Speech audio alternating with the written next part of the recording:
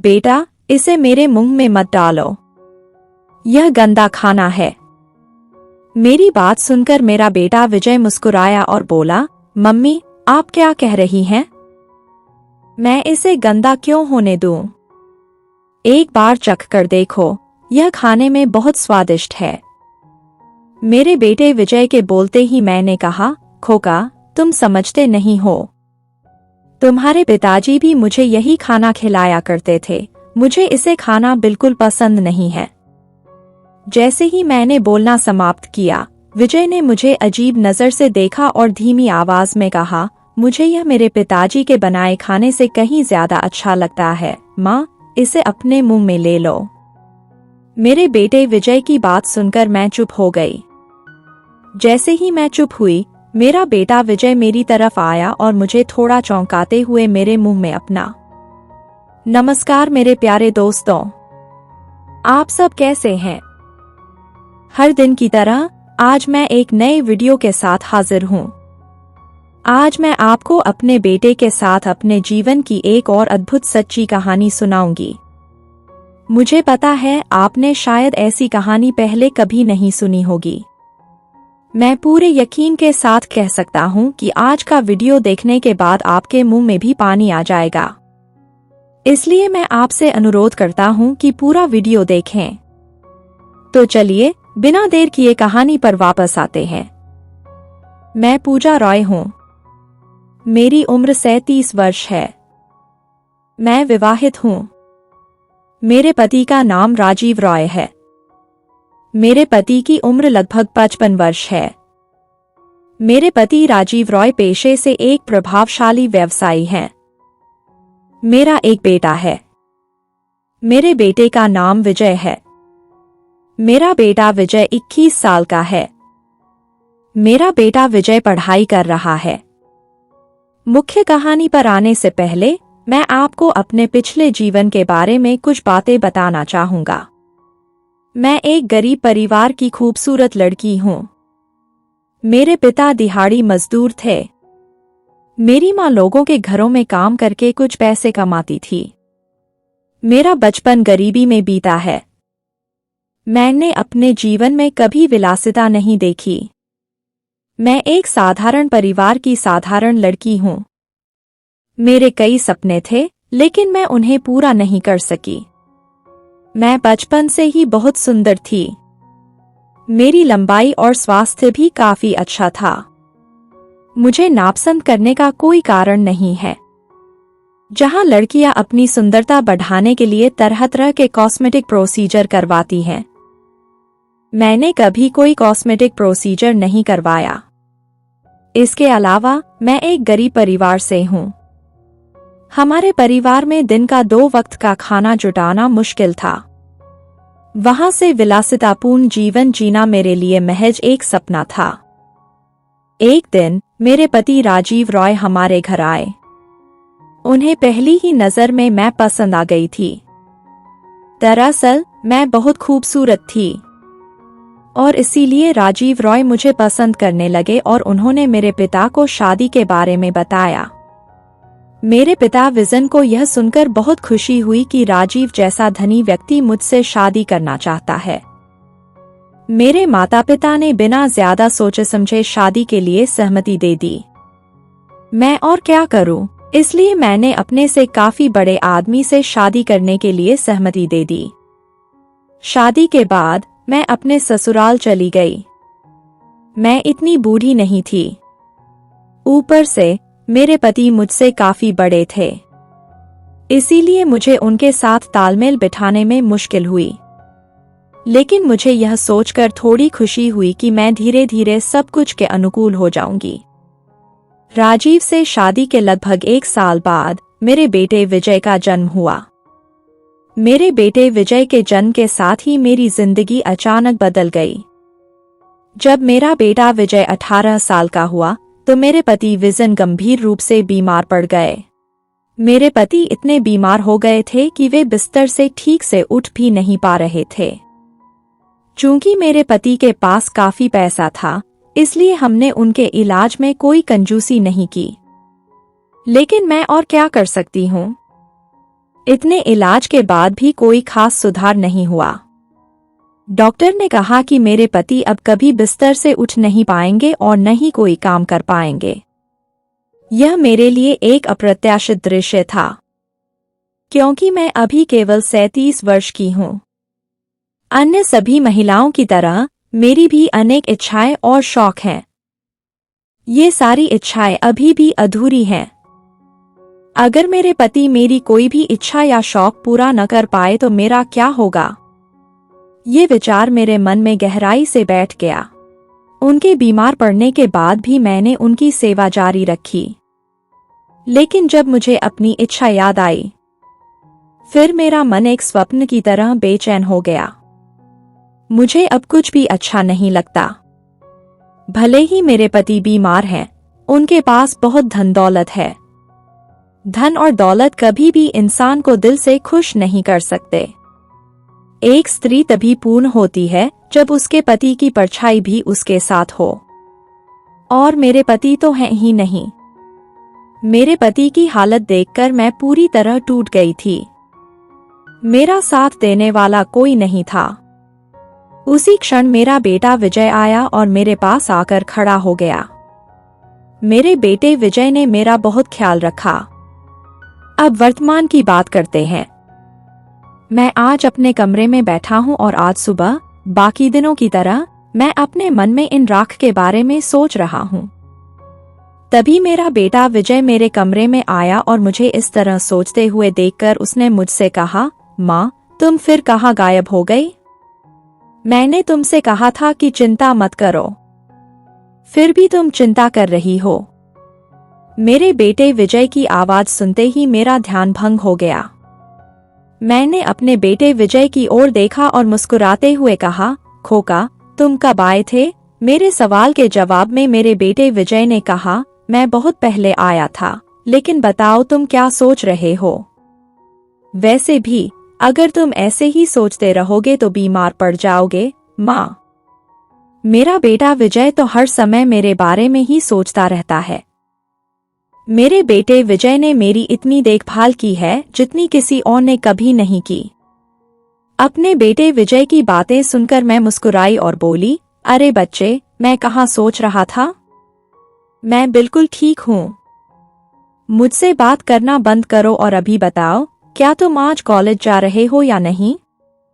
जैसे ही मैंने बोलना समाप्त किया, मेरा बेटा विजय मेरी ओर आया और मेरे ठीक बगल में सोफे पर बैठ गया।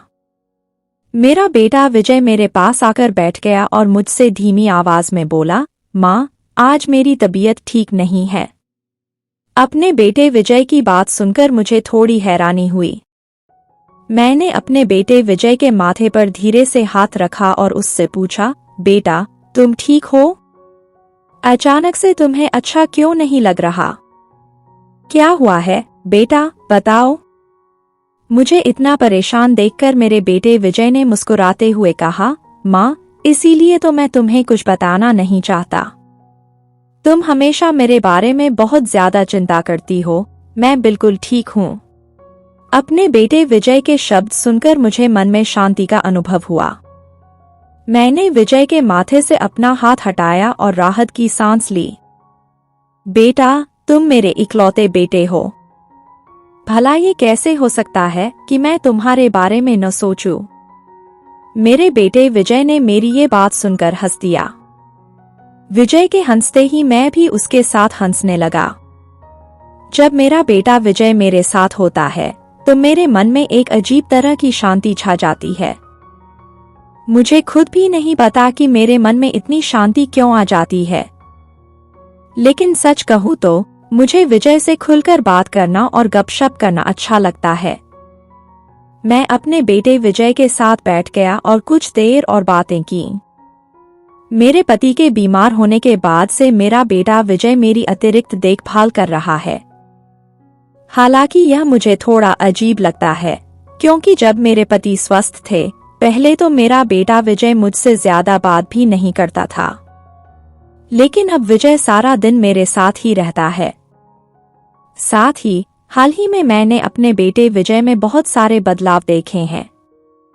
मेरे बेटे विजय के बोलने के तरीके में पहले और अब बहुत बदलाव आया है। सिर्फ मेरे बेटे विजय में ही नहीं, मुझ में भी बहुत बदलाव आया है। अब तो मैं खुद विजय से बात किए बिना नहीं रह सकता। मेरा मन बेचैन हो जाता है।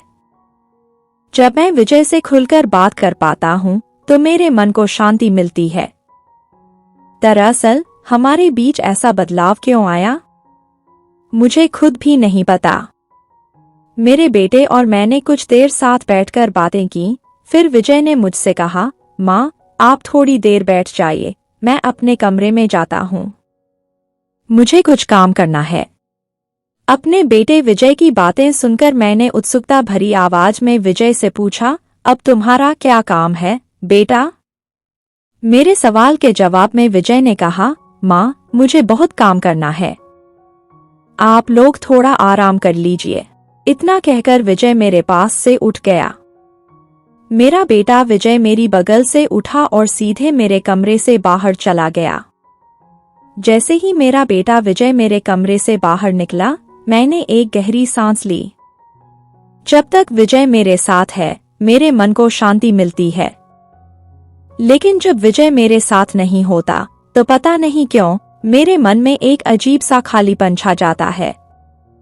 मैं इस खालीपन को किसी भी तरह से दूर नहीं कर पाती। मेरे बेटे विजय के जाने के बाद मैं कुछ देर चुपचाप बैठी रही। मुझे इस तरह बैठे रहना अच्छा नहीं लग रहा था। इसलिए मैं बैठी नहीं रही और अपने परिवार के लिए दूसरे काम करने लगी। हालांकि मेरा बेटा विजय हमेशा घर के सभी कामों में मेरी मदद करता है, लेकिन आज वह घर पर है। लगभग 1 घंटे तक घर के सारे काम निपटाने के बाद मैं सोने बैठ गई। आज अकेले काम करते करते मैं बहुत थक गई हूँ। वैसे भी मुझे काम करने में कोई दिलचस्पी नहीं है। जब मैं बैठकर थोड़ी देर आराम कर रहा था, तो मुझे अपने बेटे विजय की याद आ गई। विजय अब अपने घर में क्या कर रहा होगा? मुझे जाकर उससे मिलना चाहिए। विजय के बारे में सोचते हुए मैं अपनी सीट से उठ खड़ी हुई। मैं अपनी सीट से उठी और सीधे अपने बेटे विजय के कमरे में चली गई। मैं अपने बेटे विजय के घर आया और बिना कुछ बोले उसके घर में प्रवेश कर गया। घर में प्रवेश करते ही मैं रुक गया। मैंने देखा कि मेरा बेटा विजय अपने कमरे में बैठा कुछ काम कर रहा था, अपने आप में मग्न। अपने बेटे विजय को इस तरह काम करते देख मैं दंग रह गई। मुझे लगा था कि मेरा बेटा विजय कुछ और काम कर रहा होगा, लेकिन जब मैं यहाँ आया तो मैंने उसे ये सब करते हुए देखा। मैं कुछ देर और विजय के दरवाजे के सामने खड़ा रहा, अपने बेटे विजय को घूरता रहा। मैंने कुछ देर तक अपने बेटे विजय को देखा और मुझे महसूस हुआ कि मेरा पानी टूट गया है। पानी टूटते ही मैं खुद को संभाल नहीं पाई। बिना कोई आवाज किए मैं चुपचाप अपने बेटे विजय के कमरे से निकलकर सीधे अपने कमरे में चली गई। मैं सोफे पर बैठ गई और अपने बेचैन मन को शांत करने की कोशिश करने लगी। लेकिन मैं अपने बेचैन मन को किसी भी तरह शांत नहीं कर पा रही हूँ। विजय का ख्याल मेरे मन पर पूरी तरह हावी हो गया है। अपने कमरे में सोफे पर काफी देर बैठने के बाद भी मेरा मन शांत नहीं हुआ है। फिर मैं बैठने की स्थिति से उठा और मन को शांत करने के लिए कुछ काम करने लगा। जब मेरा मन बहुत अशांत हो जाता है, तो मैं उसे शांत करने के लिए तरह तरह के काम करता हूँ। मैं अपने कमरे में लगभग 15 मिनट से ध्यान कर रहा था, तभी मुझे अपने बेटे विजय की आवाज सुनाई दी। मैंने सुना कि मेरा बेटा विजय मेरे कमरे के बाहर खड़ा होकर मुझे पुकार रहा था। विजय की आवाज सुनकर मैंने खान को ऊंची आवाज में कहा, मैं अपने कमरे में हूँ बेटा। 1 मिनट रुको, मैं आ रहा हूँ। मेरी आवाज सुनकर विजय चुप हो गया। मैंने घर के सारे काम निपटा लिए और घर से बाहर निकली। घर से बाहर आते ही मेरे बेटे विजय ने उत्सुकता भरी आवाज में मुझसे कहा, माँ, आप इतनी देर से घर में क्या कर रही थीं? मैं तब से आपको फोन कर रही हूँ, और आप अचानक इतनी परेशान क्यों हैं? क्या हुआ माँ, बताइए। अपने बेटे के सवाल के जवाब में मैंने कहा, और क्या होगा? तुम अपने कमरे में जाओ और अकेले काम करो, और मैं यहाँ अकेली बैठी हूँ। तुम जानते हो कि मैं अकेली नहीं रह सकती। तुम्हारे हाथ में क्या था, बेटा? दूर से मुझे समझ नहीं आया। जैसे ही मैंने बोलना खत्म किया, मेरा बेटा जोर से हंसने लगा। मेरा बेटा हंसते हुए बोला, मम्मी, आप इस छोटी सी बात पर नाराज हो रही हैं। तुम्हें ये बात मुझे पहले बता देनी चाहिए थी। मैं तुम्हें अच्छा महसूस करा देता। खैर, ये चीज मेरे हाथ में थी। विजय के बोलते ही उसने अपने हाथ में पकड़ी हुई चीज मेरे चेहरे की तरफ बढ़ा दी। अपने बेटे के हाथ में खाना देखकर मैं थोड़ा हैरान रह गया और विजय को रोकते हुए बोला, बेटा, इसे मेरे मुंह में मत डालो। यह गंदा खाना है। मेरी बात सुनकर मेरा बेटा विजय मुस्कुराया और बोला, माँ, आप क्या कह रही हैं? मैं इसे गंदा क्यों होने दूं? एक बार चख कर देखिए। यह खाने में बहुत स्वादिष्ट है। जैसे ही मेरे बेटे विजय ने बोलना समाप्त किया, मैंने कहा, खोका, तुम समझते नहीं हो। तुम्हारे पिताजी भी मुझे यह खाना खाने देते थे। मुझे यह खाना बिल्कुल पसंद नहीं है। मेरे बोलते ही विजय ने मुझे अजीब नजरों से देखा और धीमी आवाज में बोला, यह मेरे पिता के बनाए खाने से कहीं बेहतर है। एक बार इसे चख कर देखो। माँ, अपने बेटे विजय की बात सुनकर मैं चुप हो गई। जैसे ही मैं चुप हुई, मेरा बेटा विजय मेरी ओर आया और मुझे थोड़ा आश्चर्यचकित करते हुए उसने अपने हाथ में पकड़ा हुआ खाना मेरे मुंह में डाल दिया। जब मेरे बेटे विजय ने मेरे मुंह में खाना डाला तो मैं थोड़ी देर के लिए रुक गई। मैंने यह खाना पहले भी खाया है, लेकिन इसका स्वाद ऐसा पहले कभी नहीं चखा। मैं आश्चर्य से अपने बेटे विजय को देखती रही। मेरे बेटे विजय ने मुझे उस तरह से देखते हुए देखा और मुस्कुराते हुए कहा, माँ, क्या आपको यह खाना खाने में बुरा लगता है, या यह वाकई स्वादिष्ट है? सच बताओ। मैंने अपने बेटे विजय को कहते सुना, खोका, ये खाना बहुत स्वादिष्ट है। इसे खाकर मुझे बहुत अच्छा लग रहा है। मेरे बोलते ही मेरे बेटे विजय ने कहा, मैंने तुम्हें पहले ही बताया था कि तुम्हें यह पसंद आएगा।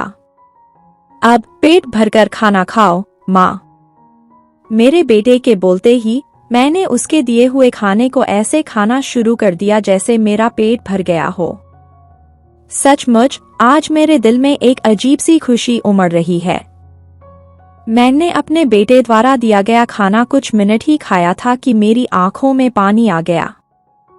जैसे ही मेरी आंखों में आंसू आए, मेरे बेटे विजय ने मुस्कुराते हुए अपने हाथों से मेरे आंसू पोंछ दिए।